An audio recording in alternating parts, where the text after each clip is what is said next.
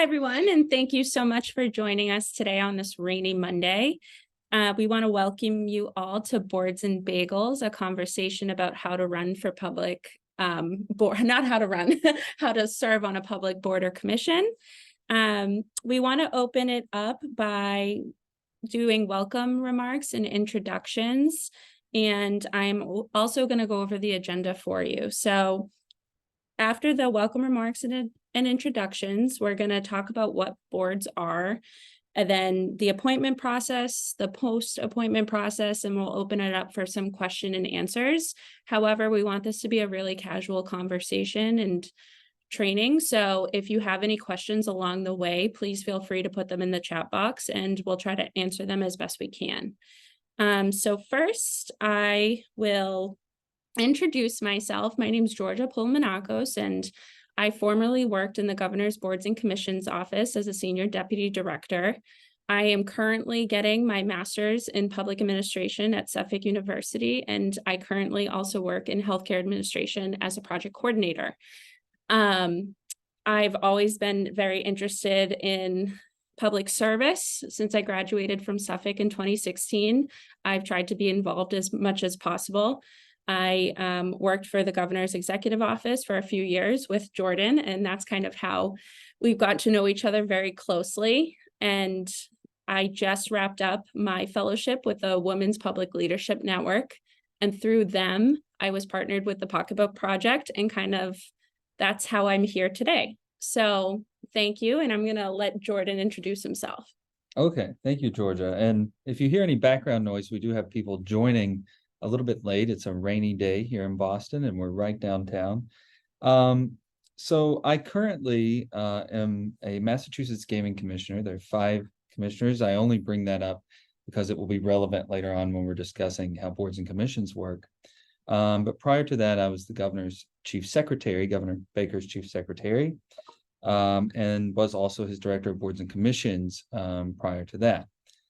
Georgia and I go way, way back to pre-2018 campaign for the governor as reelect. So in that time, I moved from Kentucky to Massachusetts over 10 years ago, which is wild for me to think about. But during that time, I was able to get involved with the Baker organization and meet a lot of people throughout the state, and really get an opportunity of a lifetime. Being chief secretary was, to me, the greatest job I ever had. I had an opportunity to interact with thousands of people throughout the Commonwealth, and all those people wanted to serve in some way, shape, or form. So that's kind of my background. I was born educated in Kentucky, so 23 years in the Kentucky public education system, and somehow I managed to integrate myself into Massachusetts. Go figure. So is that good enough, Georgia? That's good enough, and we're happy that you made your way over here. So moving on, we want to open up the discussion by talking about what exactly boards are, so you can determine if that's something that you want to participate in and be involved with. Boards and commissions are a way for citizens to be able to get involved in their local and state governments. And I think a lot of people think of public service as a way where they have to run for office or something like that. But I think boards and commissions are a really good way for people to get involved at a capacity that they're able to. And they're able to get involved in almost any different policy area that they could want to. So there are many types of boards and commissions. There are regulatory boards, advisory councils, board of directors, boards of trustees, housing authorities, you name it.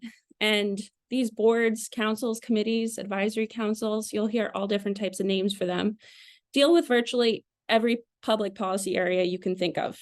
Massachusetts specifically has over 700 different boards and commissions. And Jordan will talk about this a little later, but it varies by state. Some have more, some have less. And every single one is its own individual, and they're all very unique and different. Every board is created differently as well. Again, Jordan will kind of go into that with the history later. Some are through executive orders, some are created through statutes, but I'm talking a lot about the differences of boards and commissions, although there are also many commonalities. And for the most part, every single one has its own purpose. And I find that to be really important because as a constituent, determining what board or commission you want to be on is really important. And you have to make sure that you really believe in the purpose and the mission of the board that you're serving on, because it is a lot of work. And they're all created to do something. So whether that be advisory in nature, or they have to make an annual report, or budgetary purposes, or they're voting members and they need to give guidance and approvals on things, they're all set up a little differently in that case. And most of the time, these boards all will fall under a different agency, secretariat, although Jordan and I have found some cases where they didn't fall perfectly anywhere. And all the boards, again, with our commonalities, have specific language on them with specific requirements. And these requirements discuss how many members should serve, what kind of members, what qualifications do these members need to meet. Some qualifications and requirements for a seat vary from, you need to be a doctor of X, Y, and Z for this amount of years, and you need to be an expert in the field, or you need to have experience in the field. We realize that language in this sense is really important. So just because you went to one meeting or you took one class on nursing doesn't make you an expert. You might have experience in it, but there's a huge difference in those two words and with the language in the statutes. And the requirements also discuss how many members should serve. They talk about what seat you should sit in. And a lot of these seats, like I said, are so specific, but there also are public seats, which we find to be probably the most important, because it's really important to have a public perspective on a public board. And these public seats can have pretty much anyone serve on them. Although we did notice, like, if you want to be in the public seat on the Board of Registration of Veterinarians, we don't want this seat to be a veterinarian or a shelter director or someone who works with animals. It's probably best to have someone who loves animals or has experience with animals, because you don't want that public seat to be too closely aligned to the board. It's supposed to be a true public perspective. And we tried to, meet that as closely as we possibly can. Other requirements that boards have are, what are the term lengths? Whether or not there are term limits? How often does the board meet? These are all things that you want to think about when you're considering what type of board that you're going to serve on. And then something else that you need to think about is who makes the appointment. Sometimes it's the governor, sometimes it's the attorney general, sometimes the treasurer. In some cases, it's all three, and it's a joint appointment. And if you ever need to find out more about a board or commission, you can always look up its legal authority, and that's where it will be all written out for you with all the details. Some other things to think about in terms of the boards are, some are a very heavy lift. There are some boards that we would tell people, if you're going on this, you have to expect that you're going to be working and reading on this issue all the time. It's going to become a part of your life. So you really want to make sure that it's something that you can put into your life at that time, and that's something that you could fit into your schedule. But, there's also some more casual boards where you don't have to, read as much, and you can participate and just go to the meetings, and it's definitely a much lighter lift. But what I am getting at is, as a constituent, you really need to know what type of effort and commitment that you can give to a board before agreeing to one. An example is, prior to COVID, a lot of these boards and commissions would only meet in person. And the DCR Stewardship Council, for example, that would meet at a different location throughout the Commonwealth every single month. And this was a monthly meeting. So one day for one meeting, you'd be in Western Mass, and the next meeting you'd be in the Cape. The next meeting, you'd be in the North Shore. So it's something that you really need to think about if you're able to get to the meetings. Some are meeting in hybrid model right now. I believe some are still probably all virtual, and some could probably be back to fully in person. But that's something you really want to think about. And it's important to know and understand your accessibility on whether or not you'd be able to make these meetings so the boards can make a quorum, which is really important. So that's kind of my part of it, but I'll let Jordan kind of dive into the history, rules, regulations, if you want to talk about challenges and Yeah, I can. all of that. You gave me a few things to riff off of. Georgia's much more prepared at things, and I like to go off the cuff, and that's just my style. So, you have to think about water boards and why do they exist, right? Essentially, sometime during the early 20th century, there was a decision that legislatures and governors couldn't do everything, right? The government was starting to do things, do more, and put resources into projects. Well, they had to create a system that could actually administer these programs that were being set up by the legislature and set up by the governor, signed by the governor. And so essentially, the way I like to tell people to think about it is the legislature creates the coloring book for most of these boards, right? And then what the regulators do, or what the commission members or board members do, is fill in the coloring book, right? They actually color the pages. And so, as Georgia said, in my opinion, and I can say this, I think sometimes boards are created when there's a major problem and something to fix, and they're really good. Sometimes boards are created, and I'm thinking, why did they create that? But it will have a specific or shorter purpose, right? And so when Georgia and I walked into the governor's office together in 2019, the first thing that awaited us was a whiteboard full of names of people who wanted to serve, which at first blush is overwhelming, but then it's actually makes you feel really good because it means people are wanting to give their time, right? And their resources and efforts. And so some boards, like Georgia was talking about, I'm going to use Metro Beaches, for example. It's created for a short duration and for a specific purpose. And it may, once it meets its purpose, not continue. Then there are boards like, I see Beth here, there's the barbering board, right? And the cosmetology board, which will theoretically last in perpetuity, right? Some states have actually tackled that out in Arizona, for example, but for most part, they exist in perpetuity. And so, every person that decides they want to cut hair in the Commonwealth will have to go through this board process and in perpetuity. So you've got to look at what's the purpose of the board and why is it here before you even think about, do I want to serve or not? The commission that I'm serving on was created in 2010, signed in to law by Governor Patrick, and it was really set up to make sure that brick and mortar casinos were able to exist in the Commonwealth of Massachusetts. Now, once those brick and mortar casinos got up, more duties were added to the commission. And I'll give the best example is 23N was passed in last year and signed by Governor Baker. And that created sports wagering in the Commonwealth, which I'm sure everyone has seen some sort of advertisement on sports wagering.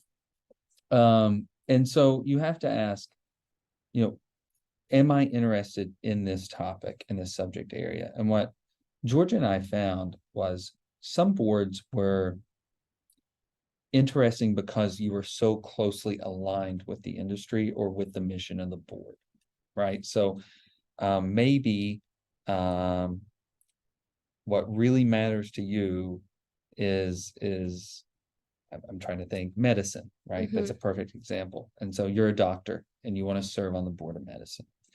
But maybe you're a doctor and you don't want to serve on board. You do medicine all day long. And so something that's interesting to you may be serving on a board that deals with a totally different subject matter. And, Georgia can probably think of one off the top of the head that has nothing to do with medicine. Maybe it's JJAC, right? The Juvenile Justice Commission. And so, finding a place that works for you, because you're going to be giving your time and your efforts. going back to how these were created and why they were created.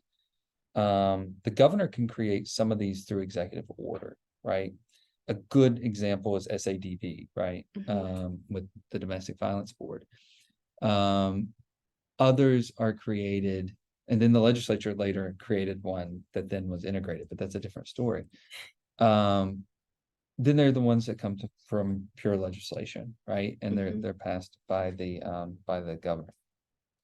And then there's some that have been created for needs over time. And with 700 plus boards, right? And Georgia talked about comparatively, I was able to work with the National Governors Association and meet my colleagues throughout the country and learn that, different states do different things. And so, California, New York, New Jersey, and Massachusetts have by far the most boards, right?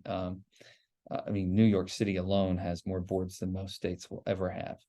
And it's interesting because it's kind of it's a challenge to figure out from the administrative side, from our side, how do we make sure that this is being filled properly? But then from the recruitment side, right? How can we make sure that the person coming in wanting to serve is actually in the right place for them, right?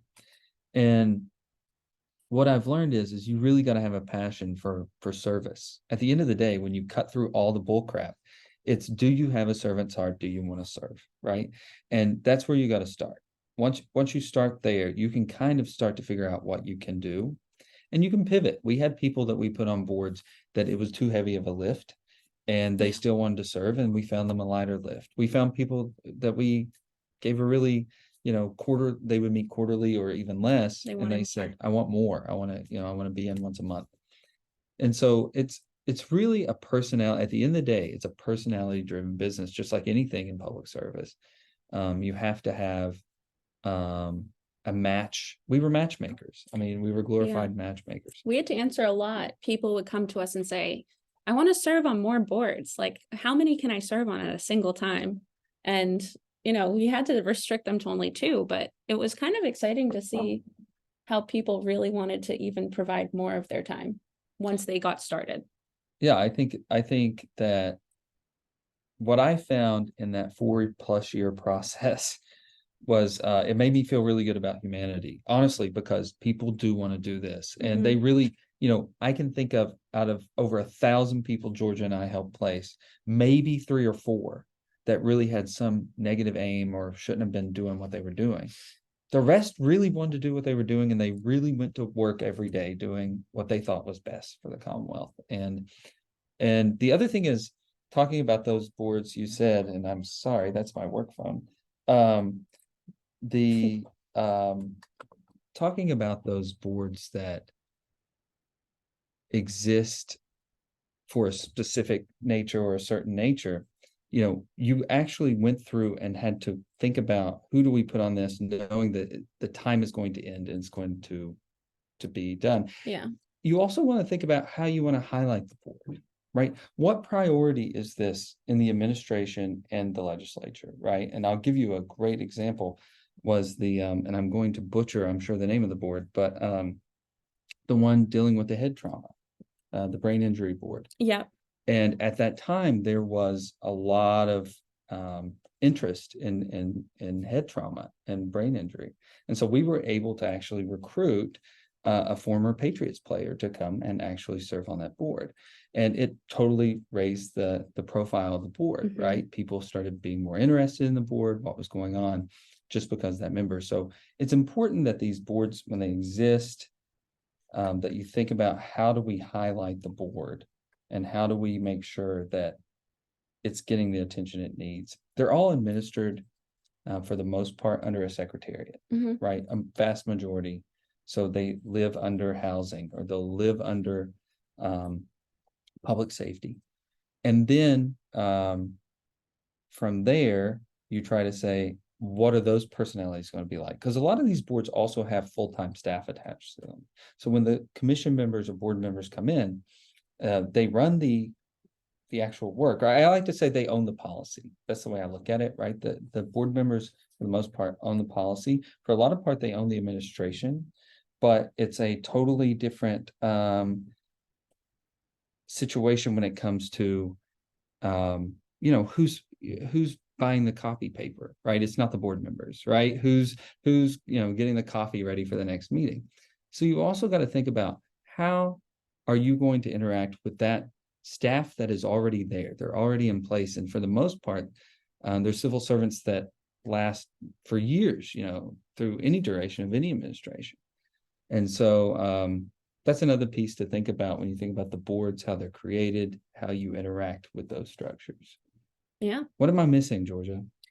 So I think it would be nice if we could touch upon what are some of the challenges for us with the appointment process? What did we have difficulties doing? And I think it would be nice to talk about how DEI plays a role in all of this as well, especially for us, because I think we had a really unique situation.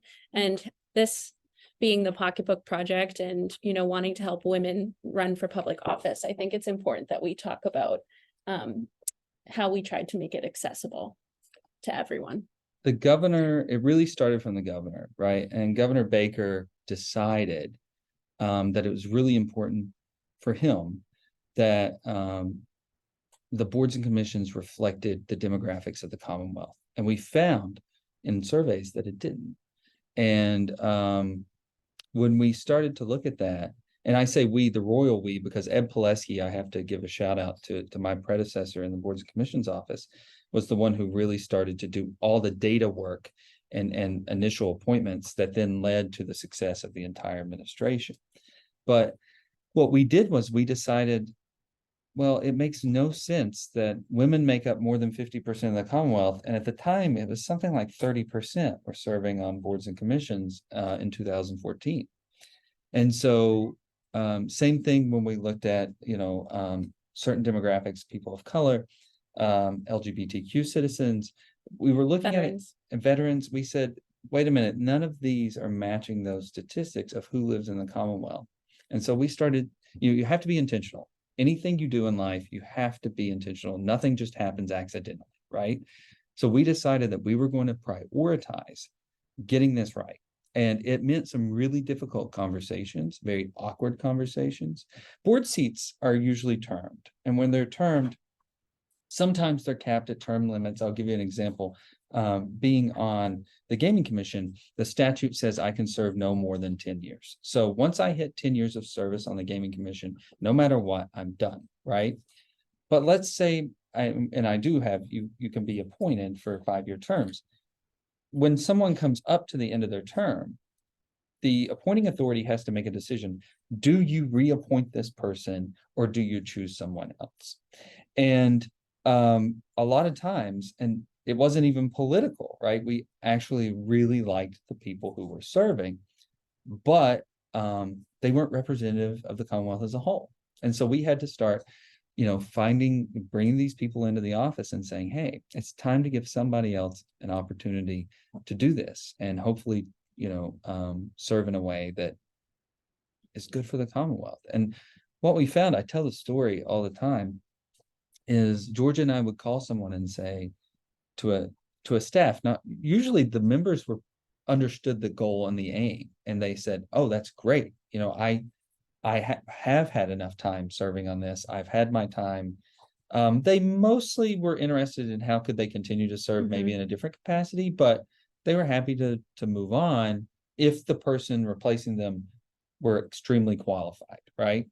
So then we would have that conversation, have that all sorted out, and we would call the staffers, which I was talking about earlier, the people, the civil servants that have been there forever. And we would say, well, we're removing, Jane Doe. And they would say, well, Jane Doe was the best commission member ever. We can't lose Jane Doe. And they're working on this until this date, and we need them right now. And so we would accommodate that as much as we could, but then we would put Mary Smith in, and 6 months later, it never failed. We would get a call and say, Mary Smith's the best. We didn't know what we were missing, right? And it was really because they didn't, you have to have an open mind to this process. So what we did was we focused and targeted what we call gender balance. So making sure that women serve. Now, the way ratios and statistics work, you can't manipulate math, right? A lot of months we were only appointing women. It sounds insane, but we were. And the same thing for, people of color, other underrepresented groups. And we were making a target to make sure that we were hitting that. And at the end of it, what we found is every board and commission, and sometimes, by the way, ironically, it included putting a white man on a board. I'll give you an example. The library board had 0 men on it, Mhm. right? So actually the diverse thing there was to get a man on the board. And so once we started balancing these boards, we found that they just worked better. And it worked better for the staff, it worked better for the boards. People were excited to come in. And to George's point, you got to make quorum, right? That's the biggest thing we were worried about is, I'll give you an example. Let me explain it. If the barbering board does not meet that month, and there are licenses in the queue to be approved by the board, there are people in the Commonwealth that can't go to work that day because they weren't able to get through that process. So it's extremely important that these boards and commissions meet when they're charged with something, because they have to be able to fulfill the function that they're doing, and then actually make that function a part of, everyone is affected by these boards. Everyone on this call, everyone in this room, whether you know it or not, you're affected by these boards and commissions. And so they're a part of your everyday life. If you have an electrical outlet in your house, right? If you get your hair cut, I think most people do, not during COVID. If you want safe drinking water, those things are all a part of this process. And so it's just important to realize that when you do get on one of these things, you're making a difference. And just to touch upon what you said, Jordan, in terms of DEI, I feel like we took it even a step further than really wanting to get, more women and diversity on these boards. We went to all the way to trying to figure out, well, why aren't they already on the boards? What's going on here? What's the issue? That's a good point. And it took a lot of conversations in general with everyone, and uncomfortable conversations, and just trying to figure out, what's going on and how can we change this. So we did kind of realize that, a lot of men, white men specifically, were kind of grandfathered into these roles and onto these boards and commissions, and their grandfathers would be on the board, and then their sons, and then their sons, and their sons, and it would just continue on, when there were women and other people equally as important and qualified to be serving. So it was just a matter of putting in a little bit more work and not appointing the obvious and not appointing the people right in front of us, but really just trying to dig and find the other people who are also right for these roles. So I think kind of what I'm getting at here is it's important to put yourself out there. And, I think a lot of people don't even realize certain boards and commissions exist. And just the fact that we're having this conversation today, I think, is opening the eyes of a lot of people, and they're realizing that they can serve as well. So. And I think you're exactly right. We did look at, and we did, when you use the word grandfathering, it's in a literal sense, in that, people grew up knowing their grandfather was on the electrical board, right? And there were a lot of populations in the Commonwealth whose grandfathers didn't serve on the electrical board. And so they just didn't know it existed. They didn't know it existed, or they didn't know how to get in touch with it, even if they did know it existed. Mm-hmm. And so we always saw that as our problem, right? And that's how you started this prompt, was, can you talk about some of our challenges, Georgia? I always said, this is on us. This is not on the people who aren't coming through the door, right? How do we advertise that we exist? How do we do that? And we went into these groups, we went to different groups of people, much like we're doing today with the Pocketbook Project. And we said, hey, we exist, we're here. Do you have any rock stars? And literally, I think I said rock star candidates at least 1,000 times in 4 years. Do you have any rock star candidates that want to come and serve? And we found some groups and organizations who were really willing to put people in front of us, Mm-hmm. which we loved. And then we would find others who, weren't as active, and we would just keep going back to them. And we would do it over and over and Yeah. over again until they started sending us people who wanted to serve. Yep. The best thing to see was that women would become pipelines for each other. And all of a sudden you'd appoint one woman and they'd have 5 more for us, and then that one would have 5 more for us. And it really opened up a whole new world of people to appoint. Yeah, I'm not going to give the name away, but I can think of somebody that we put on a board from the North Shore, and she just kept feeding us Yeah. candidates afterwards. I mean, and she kind of got it pretty quick what we were looking for. And you know, all the things we talked about earlier, right? Can they make the meetings? How many meetings do they want to make? All these things. And she'd say, oh, yeah, I know such and such who is the CEO at this, you know, small organization, you know, in this part of the state. And that's where you can really get involved here. Even if that's a good point, Georgia, even if you do not want to serve on a board or commission, if you are all set, if you have someone that works with you, for you, around you, a cousin, someone who's interested, the people at the boards and commissions office, whether it's, you know, the Healy administration, the Baker administration, the Patrick administration, they were all looking for people who want to serve, who want to do a good job.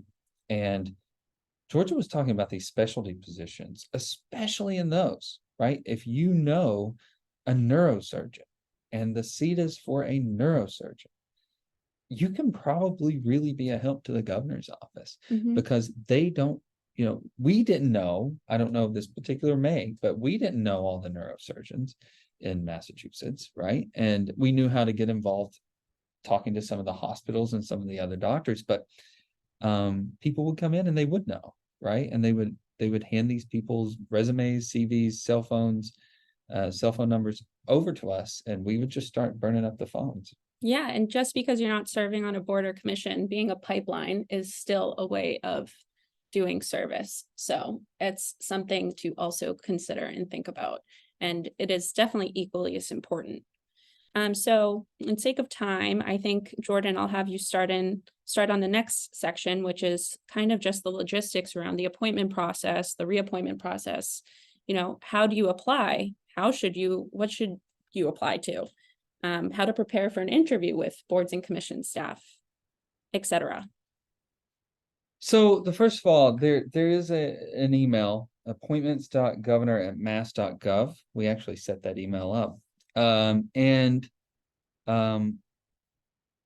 on the news server, but you can send a resume there. You can also talk to, there's an entire team dedicated, and it's still there today, right? There's still a chief secretary, there's still a director of boards and commissions, and they're publicly available, right? You can find their contact information. There's assistance to all these folks, and there's a general line number into the is this the correct number? Yeah. Into 617-725-4010 will actually take you to that boards and commissions office. You know, let them know you're interested, because they don't know what they don't know, right? That's the thing, is the governor's office, we never knew what we didn't know. So until someone said, I want to serve, right? Or here we are. We were kind of, you know, hoping they would come through the door, and then they would. And so that's the biggest thing I can say, is that, you know, really get out there and let them know you're interested. Be patient, be very patient. I think this is important, because you got to remember, the boards and commissions office is looking at hundreds of seats at any one given day, right? Seats terms come up every day. And so you got to think about, okay, where is this on their level of necessity at this moment, right? So if a board has 7 seats, 6 of them are filled, they're meeting quorum, everything's working well, that 7th seat may sit for a while other boards that need more attention come up, right? And so be patient. There's a background check process. Everyone has to fill out a background check. I used to tell people it was, you know, name, date, serial number. It's a little more involved than that, but really it's pretty easy Standard, process, yeah. right? And you put that information down and you send it in the governor's office. They process it.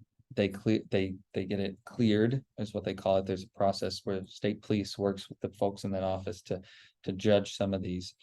And then they make a decision. Let me also say that there's some boards and commissions that understand, and having a traffic stop isn't necessarily a bar to service, right? And I think that's important to say because, I've had a traffic ticket before. And that's not enough to keep you off a board. Some boards require lived experiences with certain issues. And so, in fact, it doesn't hurt you at all if you have some record of some sort. So always keep an open mind that just because maybe you had that traffic ticket, or, maybe you need to pay your parking tolls, fees, that's not enough to keep you off a board. So keep an open mind there. I will say on that part, be very open and honest with the boards and commissions office. Tell them that something has happened. Tell them that that exists. Disclose it in the paperwork. And we found usually it was not a barrier to entry. For a few times it was, but not often. So that's a side note I wanted to mention. Make the biggest thing is make sure you put a good resume together, and it can be one page. It can literally be one page, but you have to have some sort of resume or bio that is then presented to the appointing authority. And think about it this way: the treasurer, the governor, the attorney general, the auditor, the secretary, they're very busy people, and you capture their attention as a staff member on that side, and you have to put the information in front of them very quickly and let them make a decision. And so think what you would want to see if you were, the governor of Massachusetts and you were applying for this position. What would you want to see? And I would tell people all the time, have something, right? There are a lot of very professional, smart people that don't have a huge CV. That's fine. Put what you have down. If you've been the CEO of your own company for 50 years, you're probably not going to have, the thickest resume in the book. But write down what your company does. Write down, why you want to serve because of what your company does. So that's a big piece of it. Yeah, and be ready to talk about more than what's just on your resume. I remember when me and Jordan would sit down with constituents that were interested in serving, we'd go as far as, what are your pet projects? Like, what's something you like to do on the side? What do you love to do? Because, we know that you're doing your jobs 9 to 5, Monday through Friday, and sometimes that's not what you want to spend your extra time doing. So, for example, we had somebody who wanted to serve, and we would have people come in and they weren't exactly sure where they wanted to serve. And, there's over 700 boards and commissions, so we weren't surprised that people didn't know exactly where they thought they should land. So we would purposely have these conversations to try to, narrow it down for people. Sometimes we would just look at a resume and we would have ideas based off that. Or sometimes, we would just be as stuck as the constituents, but we'd work our way through it. So I know, as one example, we had somebody come in one day and, he was just really wanting to serve. And, there were definitely some obvious boards that we could have put this gentleman on. But, we ended up having a really lengthy conversation about one of his foot surgeries, which was totally out of the blue and random. And all of a sudden, it just clicked to me and Jordan. And we were like, would you be interested in serving in a public seat on the Board of Registration and Podiatry? Mm-hmm. Because you are so interested in, the process of the surgery that you had. He knew more about foot surgery than almost anyone I've ever talked to. And it ended up being like a perfect match. It was a perfect match on a seat that was hard to fill. Let me say that is that. So especially if you're younger, right, mm-hmm. and your resume is thinner, be open to serving on something that you never thought you would serve on, just to get in the process and just to get it part of the ecosystem, right? And that was a good example. He took that seat, a seat mm-hmm. that honestly was really hard to fill. But then we put him on a different board when another board came up about 6 months to a year later. And he came back in, and then I think we put his wife on a board. Yeah, he was just very, interested in the topic, and it really had nothing to do with his day job. It was something that he had been experiencing the last couple of months because he was going through all sorts of, recovery and physical therapy relating to the surgery. So that's something he had been thinking about a lot. But he showed up to meetings because he was passionate about it. And Yeah. that's a great example of why you have to have an open mind. The Mhm. interview process is pretty easy. You Mhm. really just want to explain quickly to whoever. You're not going to get a ton of time with, even with us. People Mhm. didn't get a ton of time with us. In 30 minutes or so, explain why you want to do this and why you're the right person for the position. And I used to ask this question at the end of every interview. I would say, if you had 2 minutes with the governor right now, if I stuck you on the elevator with the governor right now, what would you say to the governor to convince the governor that you're the right person for this position? And I found that usually those 2 minutes told me more than an entire 30 or 40-minute conversation with someone Mhm. about why they wanted to serve and why they were the right person to serve. And I asked that question because I wanted to know, but I also asked that question because I had 2 minutes with the governor to explain why you were the right person to serve. And I had to remember why you said you were the right person to serve. So it actually served a function too. And so, be open-minded, realize that the people that work in the governor's office are doing the best they can to fill as many seats as possible. And we had metrics. I set goals because I'm a big goal setter. I believe that if you don't set a goal, you're never going to hit a goal, right? And so we would say, all right, we're going to do 50 appointments this month. And the gender balance is going to be X, right? And we're going to make sure we find some people from this community. And until we do, we're not going to issue any of the appointment letters, right? That was the incentive, because you never wanted to say to your higher ups in the governor's office, well, how many people did you appoint this month? Well, 0, right? So I would hold the 0 until everyone could be appointed, right? Which, by the way, occasionally held up some people's appointments. But the point of it was to make sure that we had the right people, right? I didn't want to go forward and feel like we had met our goals if we hadn't met our goals. Mhm. And that's something that, by the way, my predecessor again, Ed Pileski, had started doing, and it really worked for us too. And it was, I think it worked for the Commonwealth, really.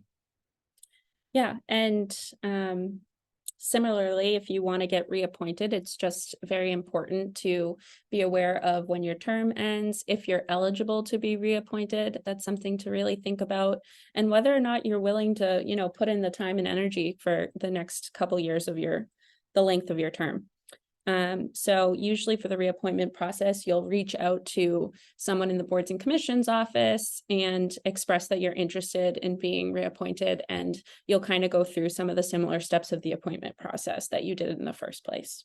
Sometimes we would waive a background check if it was similar in time, right? Right. So if you came upon the board 1 month, but then your term, you were filling the balance of a term, we can talk about that. There's such thing as called a holdover status, which exists in the law, and it allows for most boards and commissions, some are exempt, to, if once you're in that seat, you can stay in that seat even past your term, and you have the full membership as if you were still in term. So if we put you to fill the balance of a term 1 month, perhaps your appointment was actually 3 months away. We didn't make you refill out all those paperworks, go back through the interview process. That we shortened.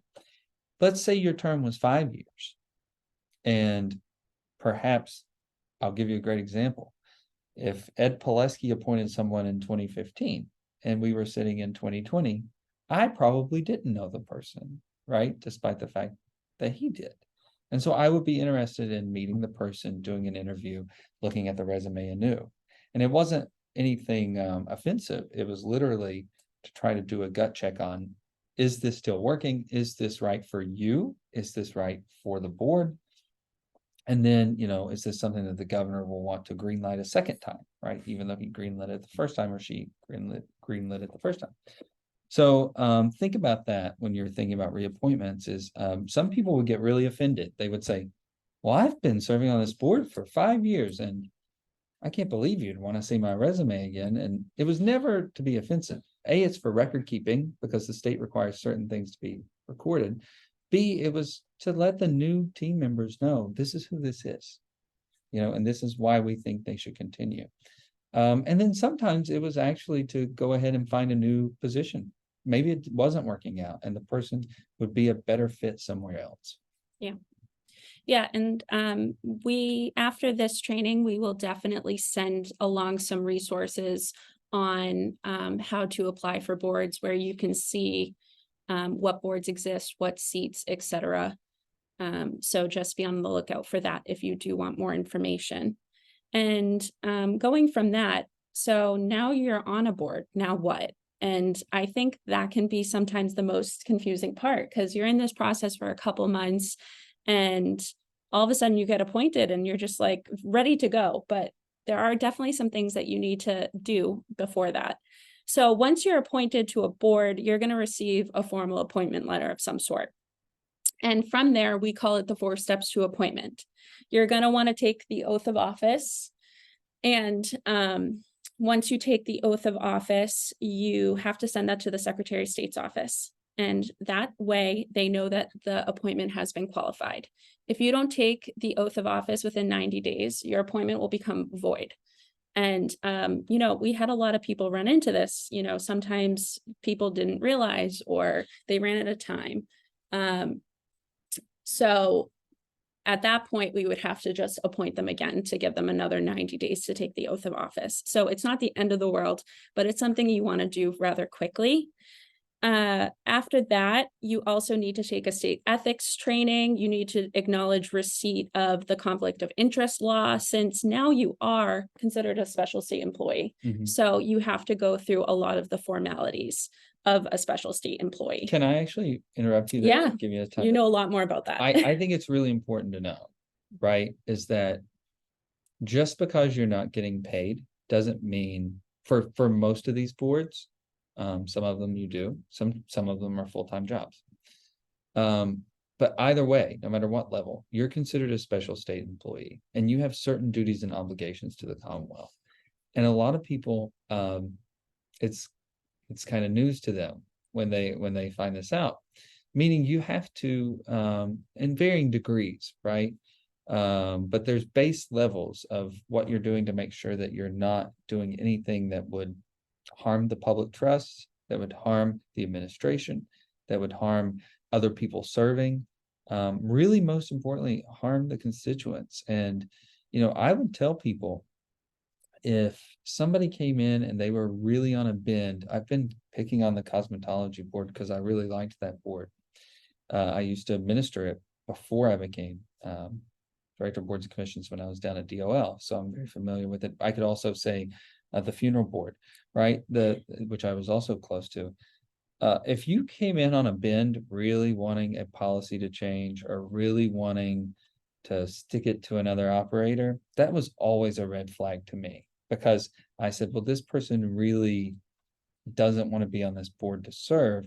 They want to be on this board to infect, to affect revenge or to, really change the law in a way that didn't make sense. And so, make sure you want to do it. Again, think about your ethical obligations, why you're going in there. You can't go in there because you really didn't like this dentist and now you want to be the public member of the dental board and, bring this dentist in front of the board, right? That can't be the reason, right? It can't even be a thought in your head. You've got to be on there because you want to make sure that dentistry is being administered correctly in the Commonwealth. And so it's important to think about your public trust. Yeah, at the end of the day, you are now a special state employee and you just got to do your best to honor that. So once the administrative stuff is complete, it's usually out of the governor's office's hands from there. And people don't usually remember that part. But if you think about it, the governor's office, the attorney general's office, the treasurer's office, they can't possibly administer over 700 different boards and commissions. There's just no way. Usually these offices have very small staff. So like I mentioned earlier, every board, with some exceptions, fall under a secretariat agency. They usually have an executive director that will administer the board. So once we give you the appointment letter, we're usually giving it to the executive director as well. So they're well aware of your appointment.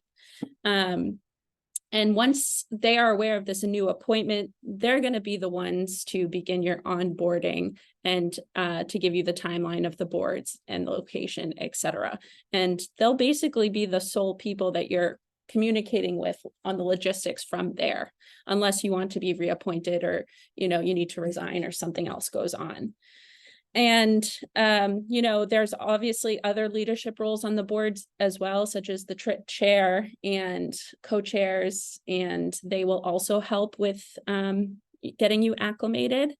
And from there, your service on the board will begin, and you will serve your term until you're either reappointed or replaced, or if you don't choose to resign anytime prior to that. And I think it's just important to know that while serving, you'll be actively involved in state government, local government. You will impact policy decisions. You'll build skills in policy, advocacy, leadership, and you're going to expand your professional networks and so much more. And the value just outweighs pretty much all the hard work you have to put into it.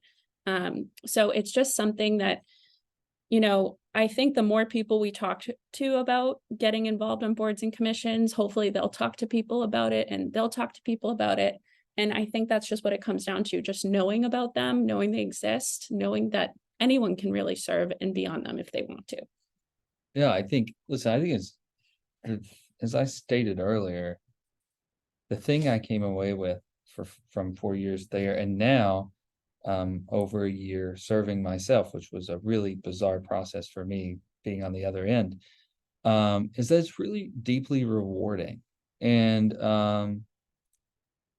people typically want to do the right thing, and they want to try to ensure that they're affecting policy in a way that is helpful and makes the Commonwealth better. I mean, pick up any survey, and Massachusetts usually ranks #1 in the country. And I think it's not a coincidence that has something to do with what we are doing on these boards and commissions. I think it touches people. The number of mayors, DAs, sheriffs that I came into contact with, and usually through board members, right? Because there would be a board that was dealing with some issue in some local municipality. It really it's a really, really good thing. And listen, some people are motivated by money, right? And they get up every day, and Jeff Bezos comes to mind, right? And how much money can I make today? And some people are motivated by art, and if you're motivated by public service, this is a really cool spot to be in. If you're interested in, and Georgia has often reminded me that the aim of this organization is to run for office, you got to get your policy chops somewhere. And in my opinion, I'm old school. I still believe that people should have some policy chops before they run something. This is a great place to do it, right? In public service and being appointed. So that's kind of my spiel. I think I recommend everyone to be involved somehow. Again, you may be someone who feeds candidates to the administration. You may be someone who supports a candidate. By the way, spouses are often affected and children, and by the schedules of these boards. And so, I've always said, it's not just one person that serves, it's a family that serves, really, when something like this goes on. So get involved, encourage, if you know someone that you think's a rock star candidate, encourage them to get involved. Yeah, and we'd also be happy to share our contact information with anyone who just wants to chat more about it. We're not currently in the boards and commissions office anymore, but we know a bit about it, so we'd be happy to help you navigate the process in any way that we could be helpful. So now we'll kind of just open it up for some Q&A, and if there aren't any questions, we'll wrap it up too. So, Nicole? Do the boards also have to approve a nomination, or is it solely up to the governor? The answer is it depends. Very, very few boards actually have a clause where anyone within the currently sitting has to approve it. Mm-hmm. It's typically the appointing authority, so just makes the appointment. That's officially, that's legally. I would say that unofficially, you want to make sure it's a good fit. You never want a situation where you're going to put somebody on a board or commission and it's just not going to work. So we did try to forward the resume ahead of time Mm-hmm. to the people who are administering these boards and the chairs and so forth, and say, obviously, the open meeting law actually makes it very difficult to give it to everybody on the board, right? So, by the way, we could do a whole thing on the open meeting law. We could do a whole thing on public records, all of which you need to think about if you want to do this. Everything you do at a certain level is totally open to the public, and and same thing with open meeting law. There are 5 commissioners on the Massachusetts Gaming Commission. If I talk to one commissioner about an issue, and I often do, I am then precluded, as that other commissioner is, from talking to anyone else on the commission about it unless we're in an open meeting in a public setting. So, you got, and it's, by the way, you don't pick a partner and then talk to them about everything. Oftentimes you'll find somebody that has a different subject matter interest, and you can really partner up with different people. So it's good in that way, but the long and short of the answer is, most of the time, the appointing authorities have the authority to do it.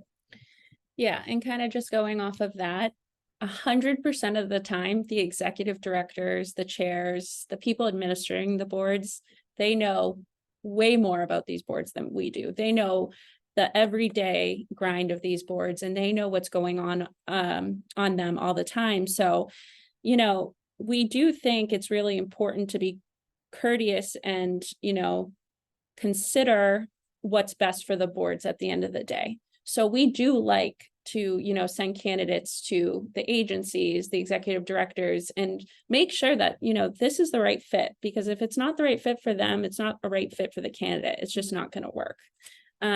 So although, yeah, we can just make the appointment and not tell a soul and just do it at any time we want, there are definitely considerations you want to think about before you do so. We always try to be considerate, because, by the way, we got to work with that board again, right? And when I say we've talked a lot of the present tense, which is good, Georgia, because she and I both loved our experience there in that office. But I'm certain that Kate Kelly and some of the folks over there that are there today are dealing with the same thing. You never want to have a bad relationship with whoever's administering the board. So you do try to preview a little bit of what you're going to do before you make a change on the board. Any other questions before we wrap up? Any questions from the online universe? All right, well, I think that concludes today, and we can't thank everyone enough for joining and participating. And like I said, we'll be happy to send along some resources after this conversation, along with our contact information. And please don't be shy to reach out if you have any other questions about boards and commissions. Thank you. Well, thanks for having me, Georgia.